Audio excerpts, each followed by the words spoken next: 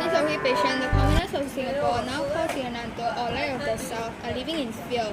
Life was cruel, harsh, and unpredictable.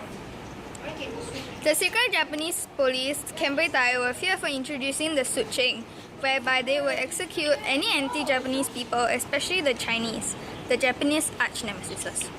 Also known as cleansing, the Japanese will normally conduct this cleansing without any proper evidence, which will mean that if someone is suspected to be anti-Japanese and inform the Kempeitai, the suspect will be executed.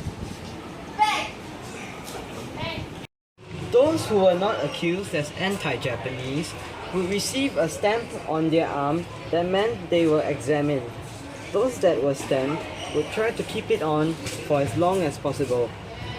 But even if they did not get executed by the Japanese, trying to survive was still very harsh and cruel.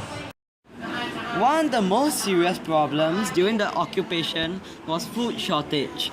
The people of Singapore were encouraged to grow their own vegetables, but the only vegetables that could be grown were tapioca. The scarcity of goods sent prices skyrocketing, in the black market especially.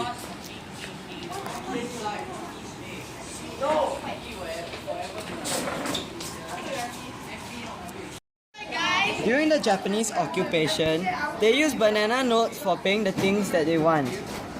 By the time the war ended, the banana notes had no value and became useless.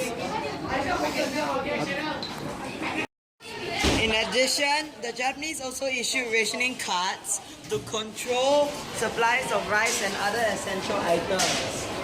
You will not get any provisions from shops if you did not have this rationing card, or if you have finished this rationing card.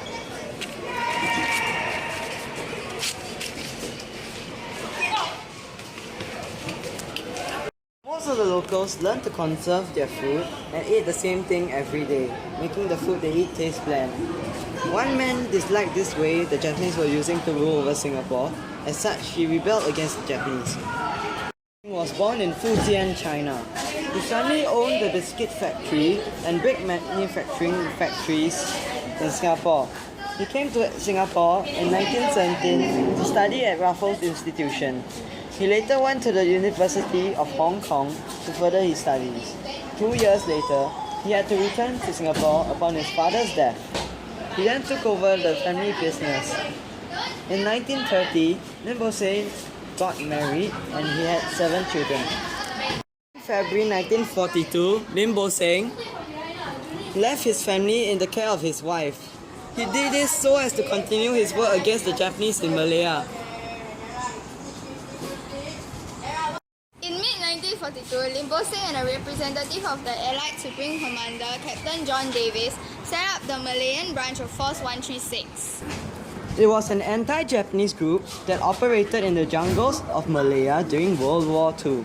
Force 136 secretly brought in doctors, medical supplies, food, and ammunition for the soldiers and fighting in Singapore and Malaya. In 1944, Lim Bo Seng and another member of Force 136 were captured in Malaya and imprisoned.